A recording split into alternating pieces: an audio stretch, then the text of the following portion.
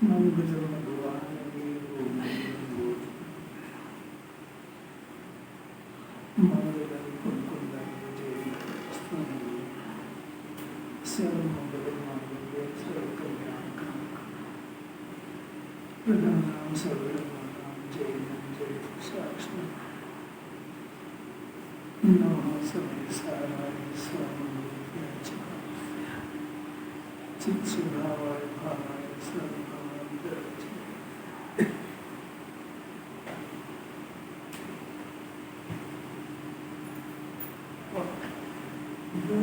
पूरा निर्मल है, परिपूर्ण है, परम निरपेक्ष है, ध्रुव है और त्रैकालिक परिपूर्ण सामर्थ्यमय है, ऐसे अभेद एक परम पारनामिक भाव का भी आश्रय करने योग्य है। उसी से सम्यक दर्शन से लेकर मोक्ष तक की सर्व रसायन प्राप्त होती है। जो पूरा सब में लगा के पढ़ लो एक बार। मैं पूरा निर्मल हूँ, मैं परिपूर्ण हूँ, मैं परम निरपेक्ष हूँ, मैं ध्रुव हूँ और त्रैकालिक हूँ, मैं परिपूर्ण सामर्थ्यमय हूँ, ऐसे अभेद एक परम पारनामिक भाव का भी आश्रय करने योग्य है। उसी से सम्यक दर्शन से लेकर मोक्ष तक की सर्व दशाएं प्राप्त होती हैं।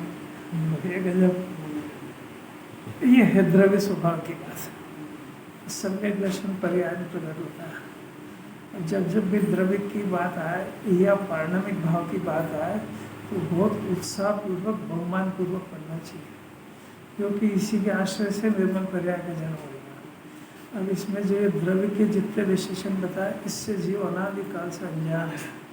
तो इसका मैंपना शरीर में है और मैंपना इसके जो मलिन पर्याय है रागद्वेष मुक्ति, उसमें आ गया है।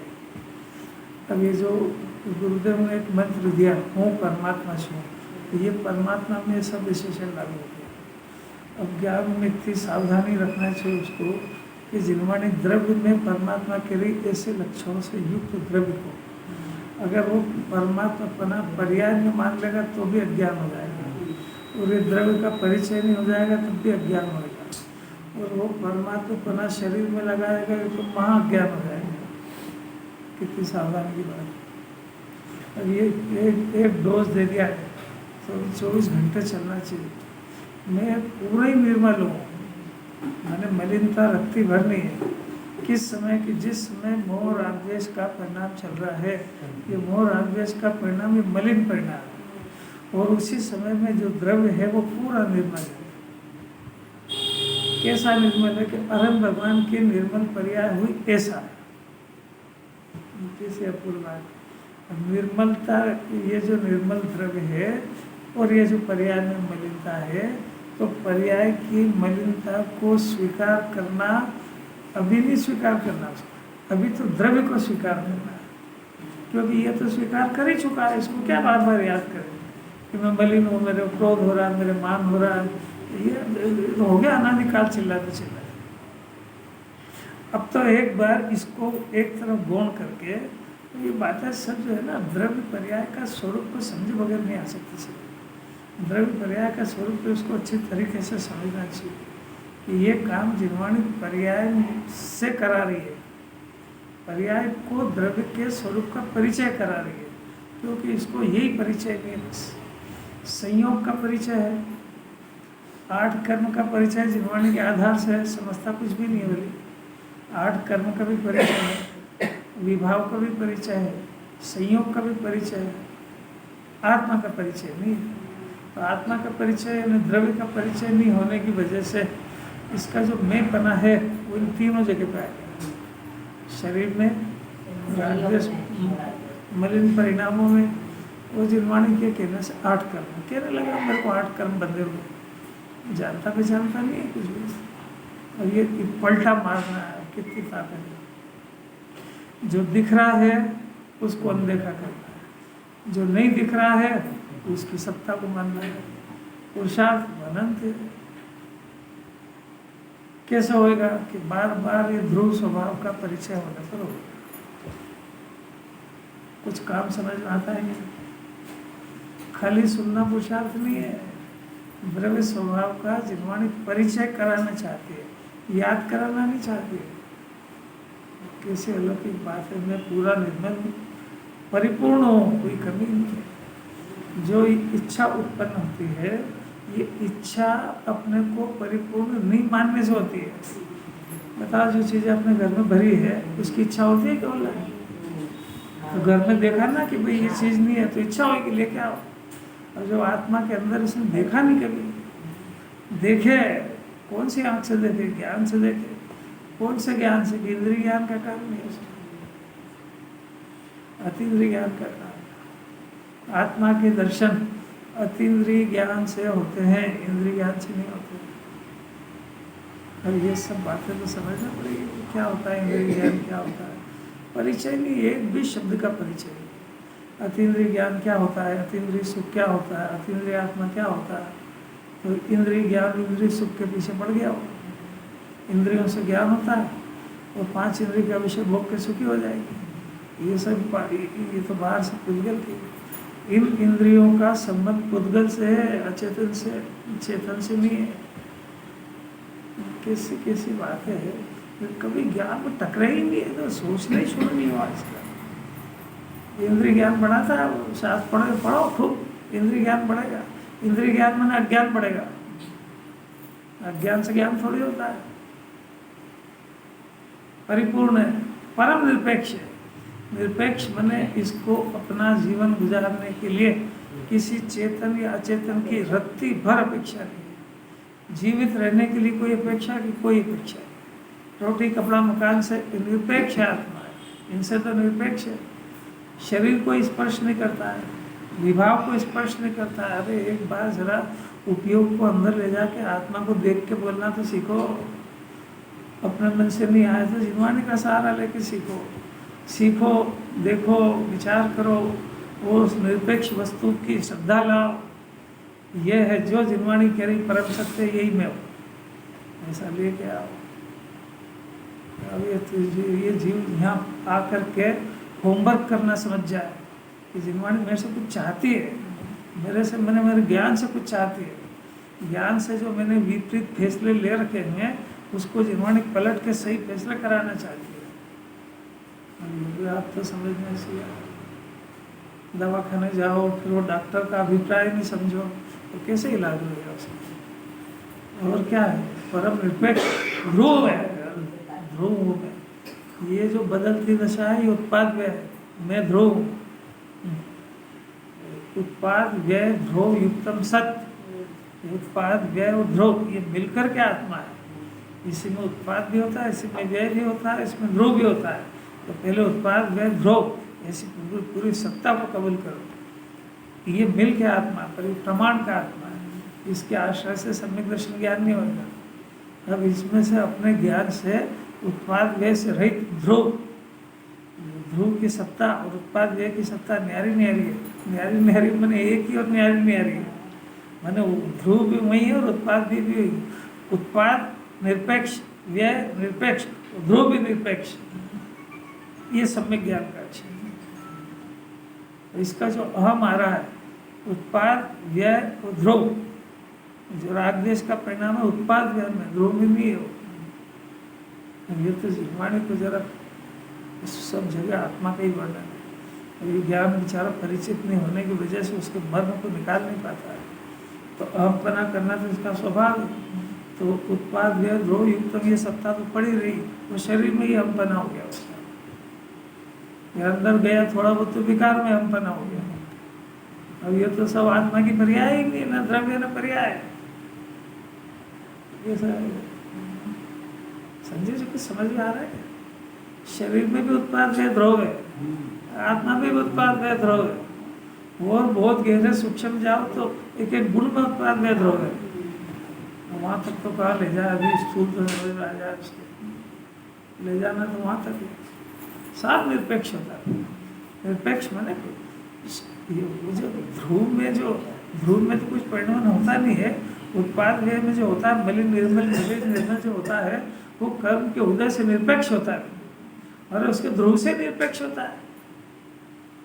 काय को कर रहे इतनी बात इसलिए कर रहे कि कोई सा भी जिनवाणी का वचन आपके ज्ञान में टकराए तो खाली पढ़ के मत छोड़ दो, उसका विचार करो गंभीरता से, क्योंकि जिनवाणी इस ज्ञान को वहाँ तक ले जाना चाहती है।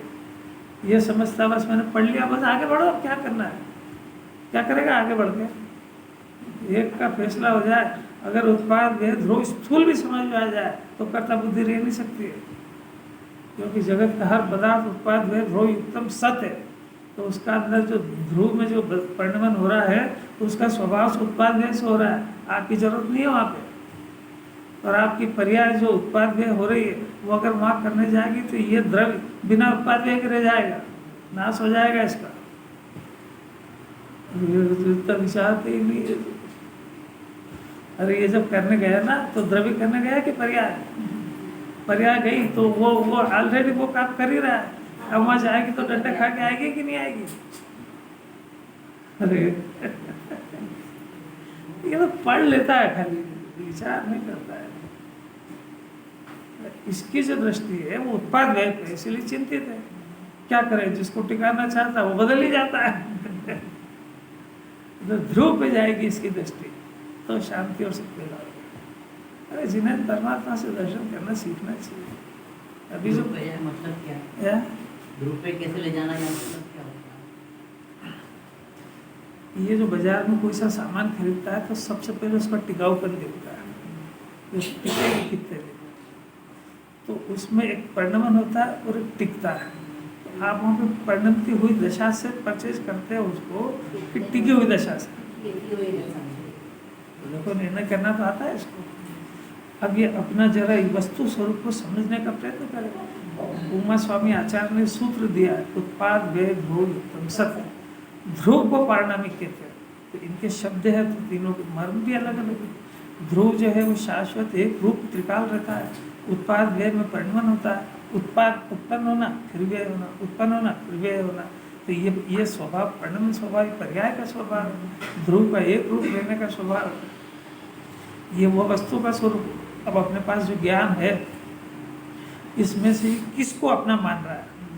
अब यहाँ से प्रश्न शुरू हुआ कि ज्ञान के पास जानने का काम है तो ये कौन सी वस्तु के ऊपर फिदा हुआ है, बदलने वाली पे कि टिकने वाली पे?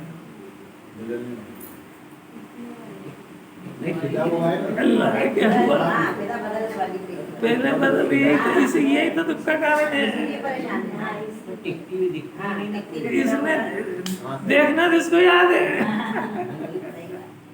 ये आँख का विषय ही नहीं है, तो ज्ञान का विषय है कि अब ये संयोग है, ये उत्पाद व्यय वाला है, आएगा और जाएगा। और आत्मा ध्रुव है जो पिछली गतियों में भी था, अभी है, भविष्य में जाएगा। या इसको आत्मा कहते हैं। जो गति जा रहा है उसको आत्मा कहते हैं। यहाँ टिक पड़ा रहता है उसको आत्मा नहीं कहते। अब इससे जीव से पूछते हैं कि तू किसको अपना मानता है? अब बोलो ना किसको अपना मानता है। तो अब ये तो दुख का कारण है। तो शरीर को अपना मानने वाला कभी अनंत काल तक सुखी नहीं हो सकता है। शरीर को टिकाना चाहता है।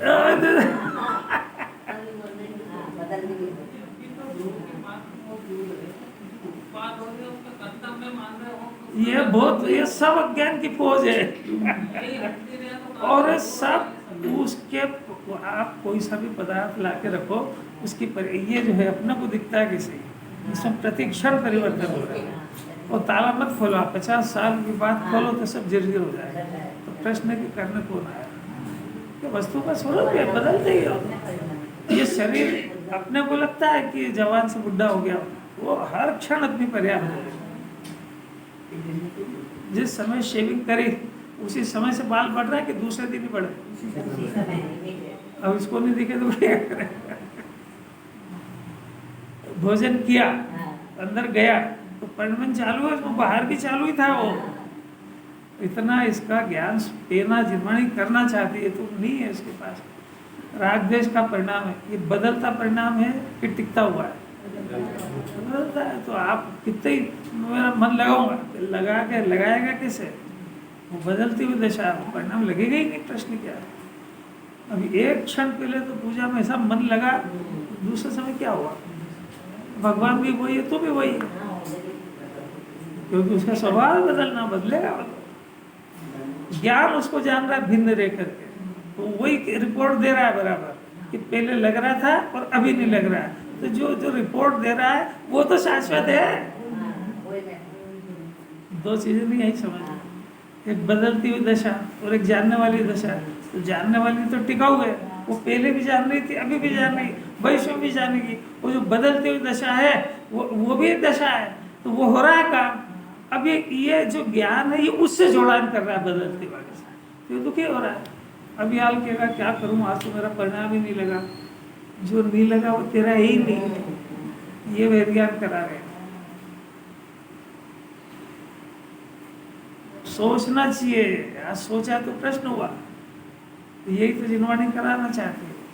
तो ये अभी जितनी चल रही है ये सब संयोग है, ये सब कर्म के उदय का है। इसमें सब में परिणमन होता है और ज्ञानी को इससे भेद ज्ञान किया, तो वो इसमें जुड़ता ही नहीं है। यही तो विवेक जागृत हो गया उसका, वो तो इसके रहस्य को जान गया कि ये जितना भी है, भले ही मैंने अज्ञान दशा में इनको अपना मान के इनमें संचेतन कराओ, आज मेरी ज्ञान नेत्र खुल गया और मैंने जाना कि एक तो इसकी जाति भी दूसरी है, और दूसरी बात है मेरे संयोग में आया तो ये मेरी चीज़ है ही नहीं, ये उत्पाद व्यय वाली है, मैंने आएगी और जाएगी, और इसका आना और जाना इसका नियामक कौन है कि वो कर्म का उदय है, अपना तो कोई वास्ता है ही। ये तो हुआ एक संयोग की बात, ये हुआ आघाती कर्म के फल की बात। अब इसके पीछे जो अंदर में परिणाम होता है वो घाती कर्म का उदय है, और वो परिणाम भी क्षणिक व नाशवान है, और वो भी उत्पाद व्यय वाला है, क्योंकि वो जो है वो इन संयोगों के अधीन नाचता है। इसलिए मेरा वो पदार्थ मेरी सत्ता में नहीं है। कौन सा? आघाती कर्म के उदय में मिली हुई सामग्री, यानी एक नाम उसका नौकर, वो सारा का सारा मेरी सत्ता से बाहर है, नंबर एक। और उसके संबंध में जो परिणाम चल रहे हैं, मोह का, राग और द्वेष का, उन पदार्थों को अपना मानने का, उसको टिकाने का, उसको बदलने का, अच्छी लगी उसको टिकाने का, खराब लगी उसको भगाने का, कौन से नौ कर्म के फल, उनसे तेरा दूर दूर तक कोई वास्ता नहीं। तो न तो वो पदार्थ आत्मा में है और न ये उनके पीछे का चिंतन ये इस जीव का स्वरूप है। वो आत्मा में नहीं है और ये इसका स्वरूप नहीं है। क्या? उसके बारे में विचार करना, सोचना, ये बुद्धि जो पैदा हो रही है ये जीव का यानी मेरा स्वरूप नहीं है। मेरा स्वरूप तो ज्ञान और आनंदमय है, वो नौ कर्म के संयोग का भी ज्ञाता है और ये जो परिणाम उत्पन्न हो रहा है इसका भी ज्ञाता है। इन दोनों से न्यारा है, इसलिए वो अपने उपयोग को इसमें संचेतन नहीं करता है और अपने स्वभाव में संचेतन करता है। ये बात समझ लिया, उसको ज्ञानी कहते हैं। ये चीजें नहीं हट गई अभी। कौन सी? न नौ कर्म हटा है और न नौ कर्म के पीछे परिणाम हो रहा है वो हटा है, उन दोनों से आत्मा हट गया है। अरे कैसी कला है, मन नहीं भरता है इसमें। जिसको इसका अर्थ समझ भी नहीं आता उसको लगेगा इतने दिन तो हो गए, कन कब होगी 148। क्या करना है, तू तो फंस रहा है इसमें, ये देख इसमें से कैसे निकले, ये देख, इसको बंद करें, ये क्यों देखता है? नहीं आ रही समझ में, आ रही नहीं आ रही, इसका विचार है कि कैसा औंधा चलता है इसका। कल भी वही बात कही थी, आज भी तू समझ गया क्या होती है। इसके एक एक रग में बीमारी फैली हुई है।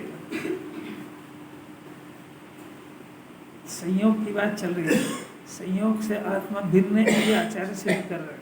वो जिन्हें भगवान के दर्शन से बात देखना चाहिए कि उनके पास का जो वर्तमान का व्यक्त ज्ञान है, क्या ज्ञान है उनके पास? कि उनके पास केवल ज्ञान है।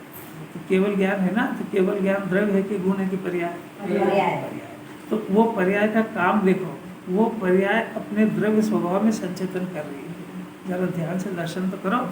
उनकी जो अंतर्मुख मुद्रा है वो लोकालोक को नहीं देख रही है, वो ज्ञान की पर्याय अपने शुद्धात्मा को देख रही है, यानी वो ज्ञान, केवल ज्ञान की पर्याय शुद्धात्मा में संचेतन कर रही है।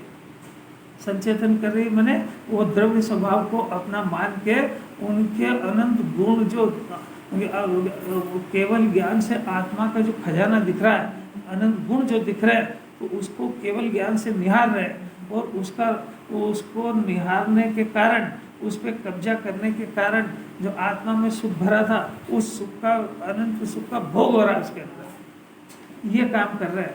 अब प्रश्न है कि अब हमने दर्शन में क्या करा कि हमारे पास भी ज्ञान है, तो वो ज्ञान क्या काम कर रहा है कि वो ज्ञान संचेतन कर रहा है, उसका स्वभाव है। तो वो ज्ञान आत्मा में संचेतन नहीं करके जो संयोग में शरीर है, ये और या फिर 8 कर्म जो परिणाम चल रहे हैं, ये इसमें संचेतन कर रहा है। बट ये जो ज्ञान काम कर रहा है, ये ज्ञान शुद्ध ज्ञान है, उनके पास केवल ज्ञान है। अभी कुमति और कुशुद्ध की बात नहीं चल रही है, ये ज्ञान के वर्किंग कंडीशन की बात चल रही है। ये ज्ञान क्या काम कर रहा है ये बता रहे हैं। अब ये काम जैसा केवली कर रहा है वैसा नहीं कर रहा है, इसलिए इस ज्ञान का नाम कुशुद्ध ज्ञान है। और जैसा केवली कर रहे हैं उनको देख ले और ये उनकी भाषा समझ जाए और वैसा एक समय करके दिखा दे तो सुशुद्ध ज्ञान हो जाए। यानी ये जिसके दर्शन करे उसके अनुसार पढ़ना शुरू हो गया। अरे क्या रह गया है। जिन्हें भगवान के खाली उनको नमोकार मंत्र सुना के आना है कि 8 अर्घ्य चढ़ा के आना है कि उनके दर्शन करके वो क्या कर रहे हैं देख के सीखना है। अरे अपने पास जो ज्ञान है उल्टा काम कर रहा है ये समझे, सीधा कैसे होता है ये समझे, उल्टे का फल क्या होता है ये समझे, सीधे का फल क्या होता है ये समझे। ये कोई काम नहीं है इसके पास, खाली पढ़ना लिखना यही काम है बस। वो तो जैसा बाहर है ना, बाहर जो बच्चे होते हैं तो वो इकट्ठा करते हैं, वो कोई पॉकेट खेलते हैं तो पॉकेट इकट्ठा करते हैं, वो समझते हैं मेरे पास करोड़ रुपया हो गया।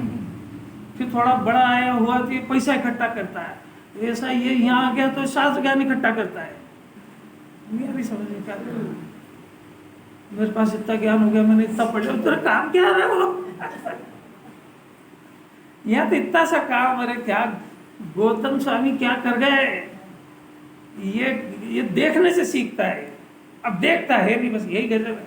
उन्हें क्या पता कैसे देखा, अपन तो रोज ही दर्शन करते हैं। अब जिनवाणी कह रही कि दर्शन यही नहीं है, दर्शन का अर्थ होता है देखा। देखा तो तूने क्या देखा, वो जो कर रहा है वो देखा तो फिर तेरे को नहीं समझ आए कि मेरे क्या करना है।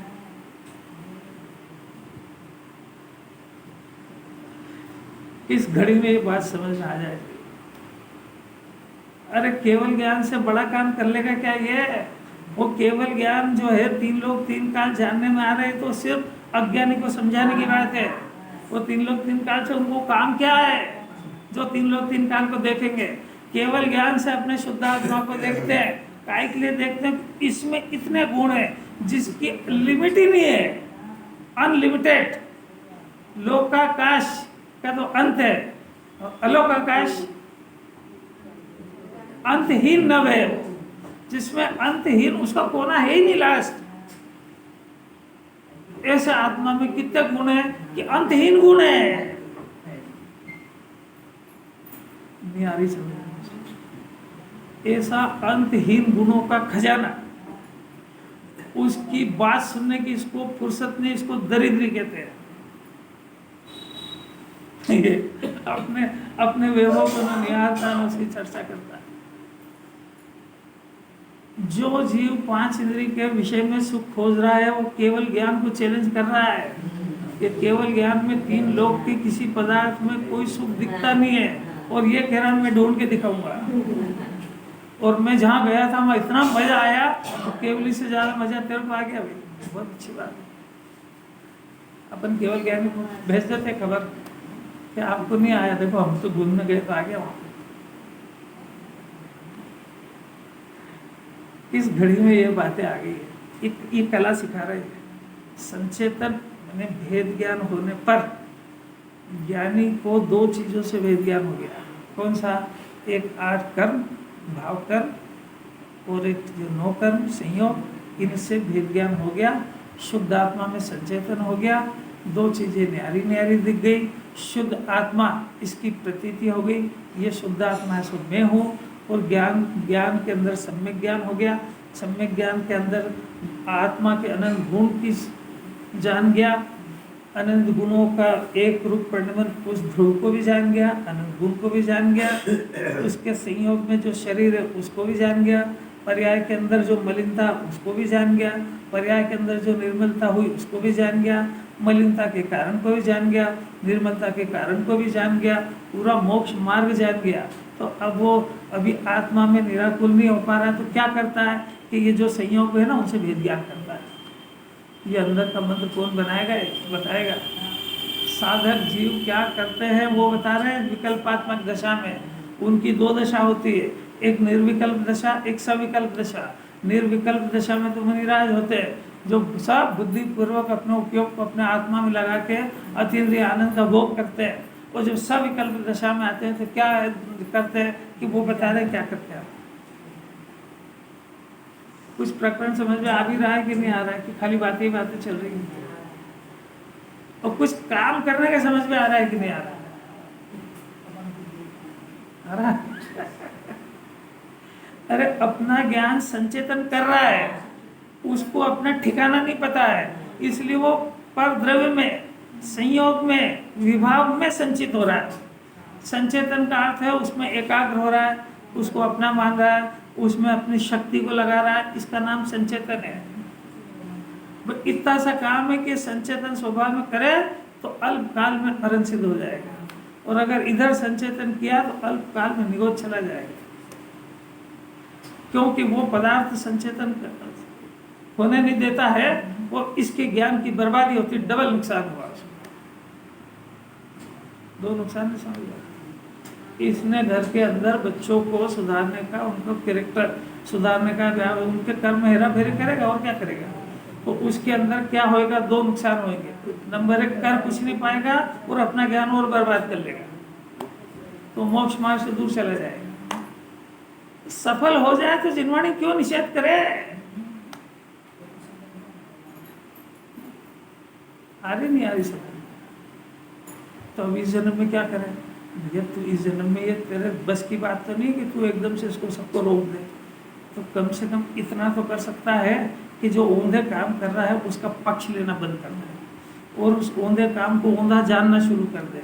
उस सत्य काम करने का उसका दुख हो करके सत्य बात सुनने जाए, वो सत्य बार बार सुन के अपने ज्ञान को सत्य के पक्ष में लेके आए, और अपने ज्ञान से अपने आप को समझाए कि ये परम हित की बात मेरी ये है और वहाँ मेरा अहित हो रहा है। इतना काम इस जन्म में जिनवाणी चाहती है, इसकी ताकत इतनी नहीं है कि ये उधर जाना बंद कर दे। यानी 8 कर्म में संचेतन, 9 कर्म के उदय में हेरा फेरी बंद कर दे, इतनी ताकत इसकी नहीं है अभी। और कोई ऐसा शूरवीर समझता हो तो जिनवाणी को कोई आपत्ति भी नहीं है, कर लेना, कोई समझता हो बहुत पुरुषार्थ है। नहीं तो फिर जिनवाणी की बात मान करके भेद ज्ञान शुरू कर देना। किस घड़ी में कौन सा छोकड़े देखेंगे? 70 बजे आ जाएगा। नहीं तो ये ज्ञान बर्बाद होता होता अक्षर के अनंत पे भाग रह जाएगा। निगोद दशा हुई ना, वो इसके कुकर्म का फल है।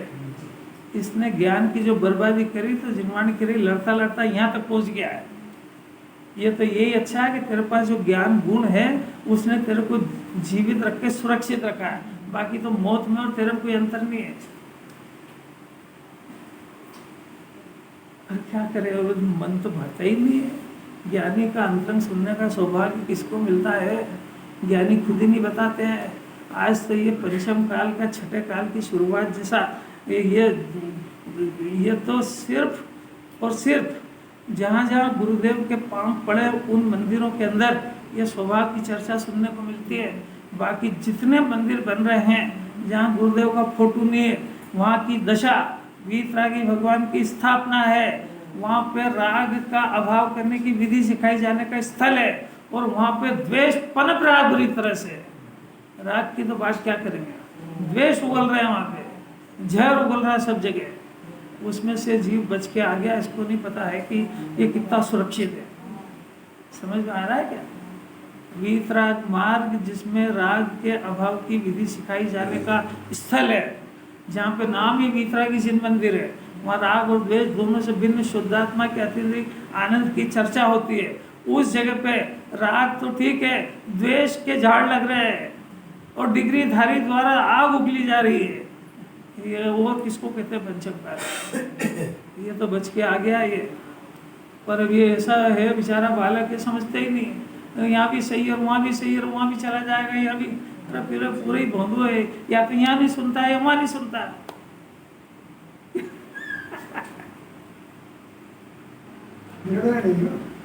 सुनते ही नहीं है, निर्णय कैसे करे? सुनता हो तो पूछो इससे कि वहाँ सुनना तो कोई बात नहीं, यहाँ भी सुना तो दो ही में तेरे को क्या सत्य लगता है? तेरे पास ज्ञान है ना, ज्ञान तो सब स्वपर का विवेक वाला है, संगी पंचेंद्रिय, कहाँ अपना हित है कहाँ अपना हित है, तेरे को सब अकल है। सब्जी तो छांट के ला ही सकता है क्या? सब तरह की सब्जी ले आता है क्या वहाँ से? आम को लेगा, पपीता को लेगा, 10 बार देखता है वो, फिर भी खराब याद